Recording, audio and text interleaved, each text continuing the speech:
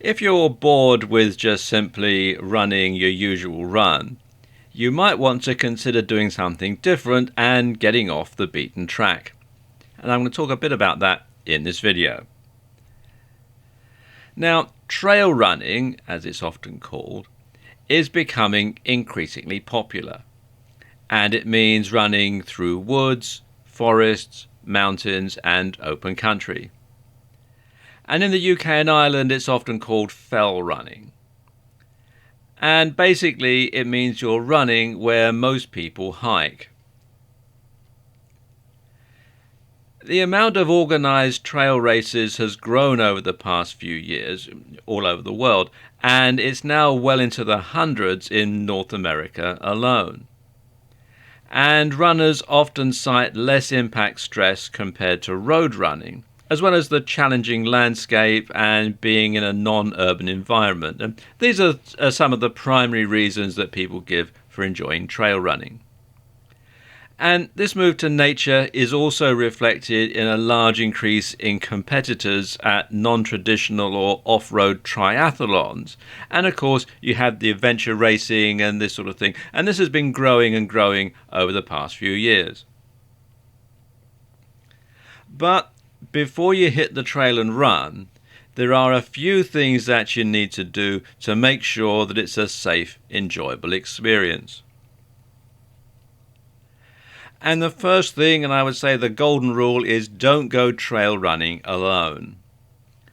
Because that way, someone can raise the alarm if you get injured. Now, if you do decide to run alone, and like I say, it's not recommended, but if you do, you should make sure that someone else knows your intended route, and you should let them know when you get home. When you're running the trail, you should bring a map, a compass, cell phone, and a whistle. And if you do a lot of trail running, then you should consider investing in a wearable GPS. You can get some that look a bit like a watch. And the reason for this is mobile coverage, cell phone coverage can be patchy in remote areas, and a GPS app on your smartphone may not work. Something else that you should do is you should think in time, not in distance. So unless you're running in a circular route, you're going to need twice the time. You're going to need to run to where you plan on running to, and then you're going to have to run back to your car or back to the place that you're staying. So you do need to take that into account. And of course, difficult terrain can really slow you down. So what you should do is to run for half the time that you've set yourself.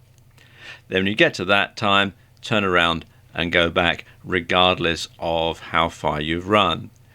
Now, if most of your run is going to be downhill when you're going out, bear in mind it's going to take you longer to run back, so you should perhaps turn around about 1/3 of your time that you've set yourself. So you run for 1/3 of your time downhill, then you know you're going to have to turn around and it's going to take you more time to go back because you're mostly uphill. So you do have to factor all this in.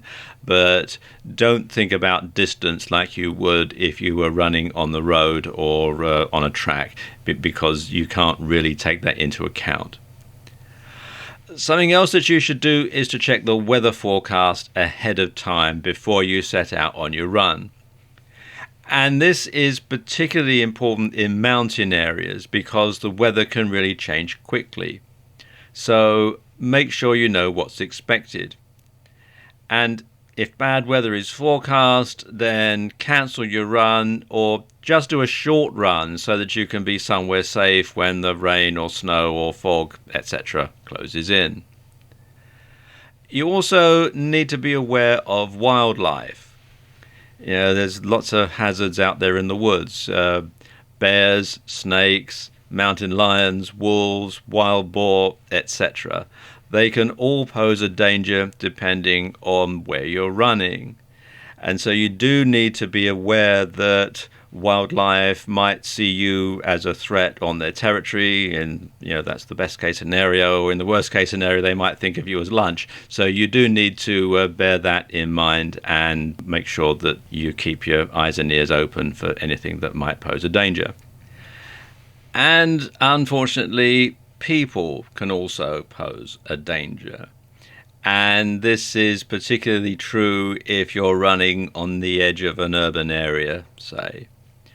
So you need to make sure that you do have some means of protecting yourself. Women in particular should carry mace or pepper spray for protection. Something else that you should do is to wear bright colours in hunting season. If you're in an area where you know there's going to be hunting, you want to make sure that you stand out so that some trigger-happy hunter doesn't think of you as a deer or something and find out only too late.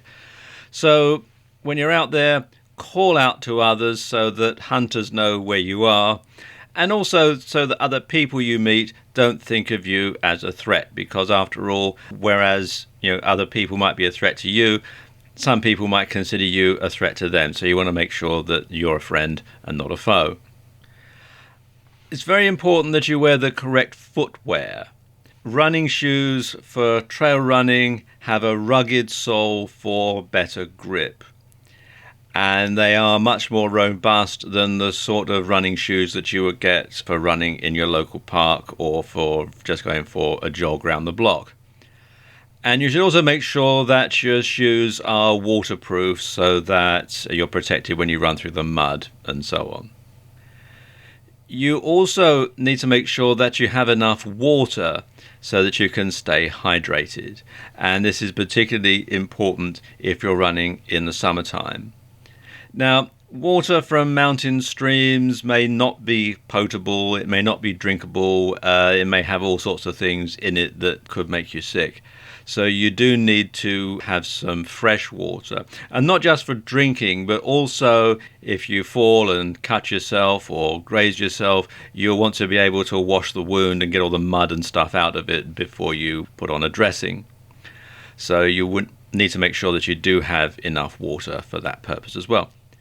You should also carry a first aid kit. You can carry a small first aid kit that's got things like bandages and sticking plasters and that sort of thing in, just to be able to dress any wounds that you might get while you're out there in the woods. And you can get a small one that can fit into a pouch or a bum bag or something like that.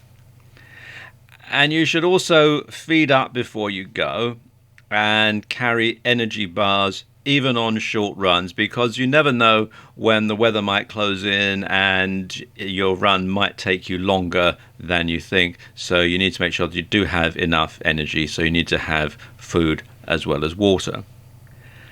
Now, when you start trail running, you should start on easy, short trails and then build yourself up to the more challenging ones.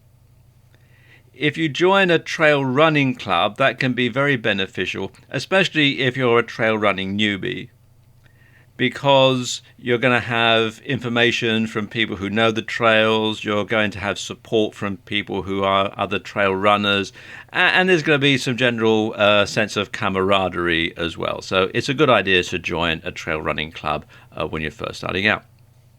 But above all else, have fun. Trail running is a fantastic way to enjoy spending time in the great outdoors.